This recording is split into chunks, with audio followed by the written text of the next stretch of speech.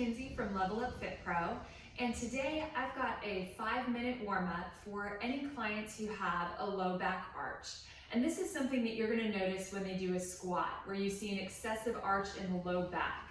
This warm-up will be perfect for them. So I recommend that you send them this video or just watch it yourself and take notes so you know how to give them a quick warm-up that they can do before they work out with you or any other day in the week. So if you'd like to join along and do the warm-up with me, all you're going to need today is a foam roller, and I've got my 30-second timer here, and we'll get started. So the first thing that you're going to want to have your client do, we're going to do some foam rolling of both the hip flexors and then the lats. So I'm going to have you start out on the mat, laying face down on the foam roller. The foam roller is going to go on the front of the hip flexor. So when you're laying down, your arms are going to be like they would in a plank, with your other leg just out to the side to give you a little bit of extra support. So you're going to roll up just to the top of the hip, maybe even rotating a little bit side to side, and down about 2 inches below the hip, kind of hitting the top of the quad, until you find the spot that feels the most tight. And that's where you just want to hold it for 30 seconds. So I'm going to set my timer and just hold it here.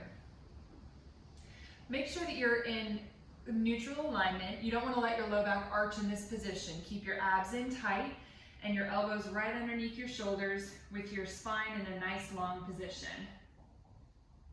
Got about 10 more seconds here. You should start to feel it relax. That spot that was a little bit tight when you first got on it should start to feel a little bit better toward the end of the time. And if you find that it's not quite loosened up, feel free to hold for another 30 seconds. But I'm going to switch sides.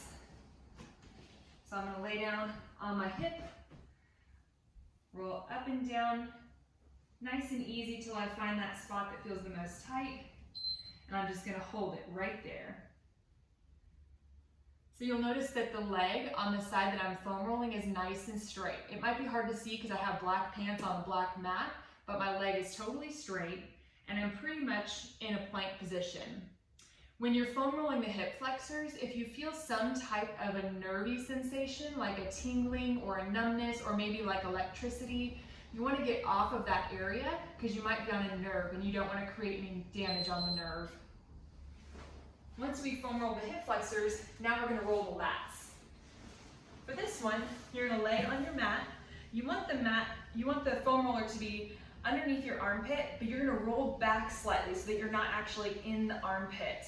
And you don't have to go very far here. You can roll up just a little bit or start to roll down as long as you're supported by the rib cage. So find the spot where you feel the most tension and just hang out. The rest of my body is in a completely straight line so that I'm nice and lined up here. If you feel like your neck gets tired holding this position, put your other hand in a fist and just rest it on your shoulder. Make yourself a little fist pillow so you can just hang out in this position.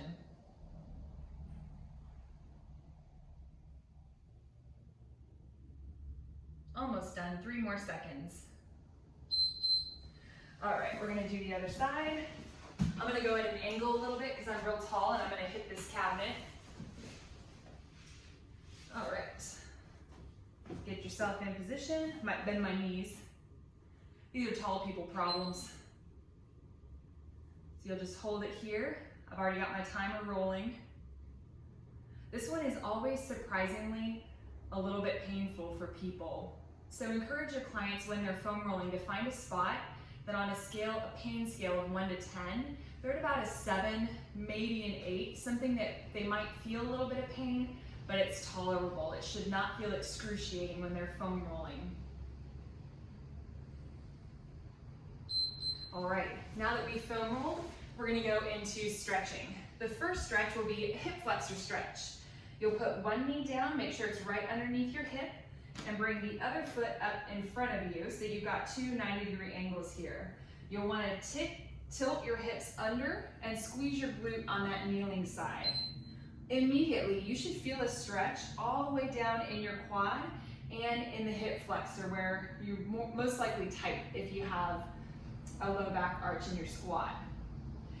If you want to add a little bit to the stretch, you can raise the arm up on the same side and open up away from the knee that's in front.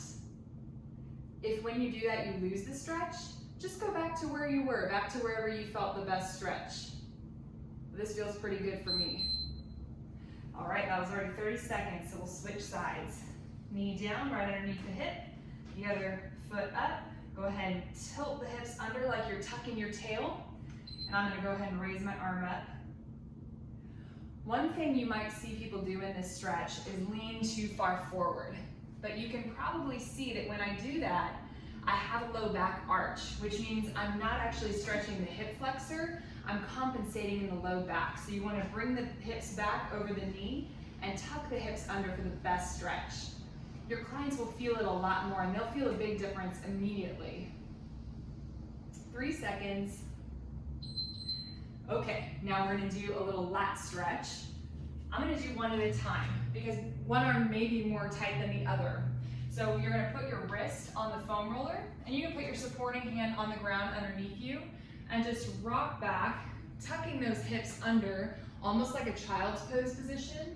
And you're just gonna hold that stretch, keeping everything totally neutral.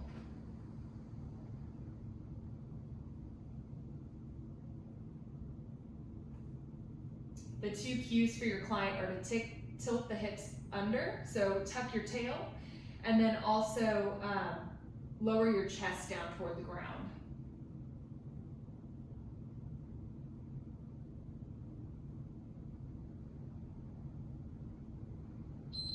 All right, let's go ahead and switch sides. So I'm gonna put my other wrist on my foam roller, get in position. Nice deep breaths as you stretch. This is where you should just relax into the stretch.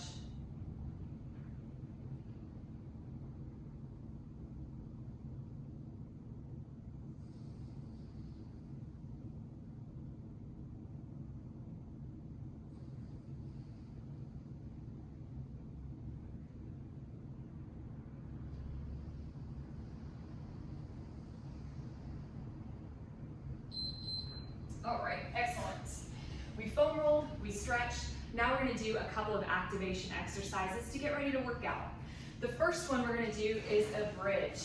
You wanna lay down on your back, feet hip width apart with those toes pointed straight ahead and palms up toward the ceiling. So for the bridge, you want your feet about 6 inches away from your butt and you're gonna squeeze the glutes, bridge up, hold for 1, 2, and then slowly lower down. I'm gonna do 30 seconds for this, so let's go ahead and get started. Bridge up, make sure those hips are tucked under. You don't wanna arch the back at the top. Hold for 2, slowly lower down. Try to keep some tension in the glutes the whole time. That's where you should feel this exercise the most, is in the glutes. If you feel your hamstrings, just walk your feet back a little bit more, back toward your body. Make sure those shoulders are down. Don't want to shrug the shoulders here. Let's finish this one out. And now we're going to do a core activation exercise. While we're in this position, I'm going to have you bring your legs up into a tabletop position for heel taps. Before you lift your legs up, squeeze your abs and press your back into the mat. You should feel your abs tighten here. So I want you to bring one leg up, make sure those abs are nice and tight. Bring the other leg up, keeping the abs tight.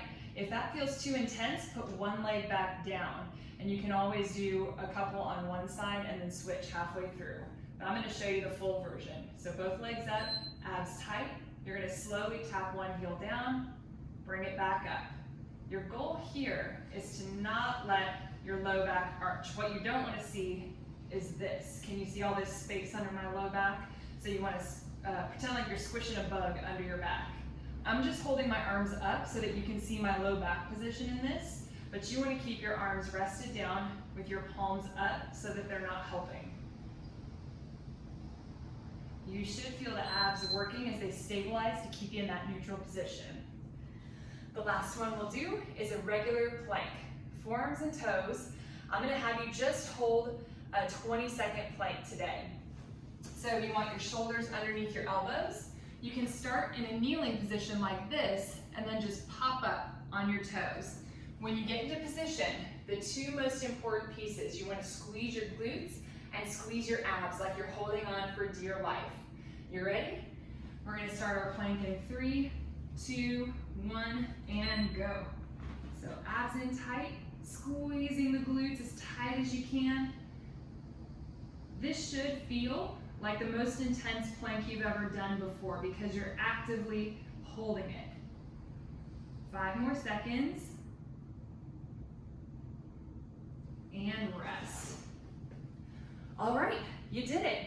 If you wanted to repeat those activation exercises, you certainly could. You could do it even 2 more times, but this video is complete, and I thank you so much for joining me. Be sure to subscribe for more videos, and I look forward to seeing you next time.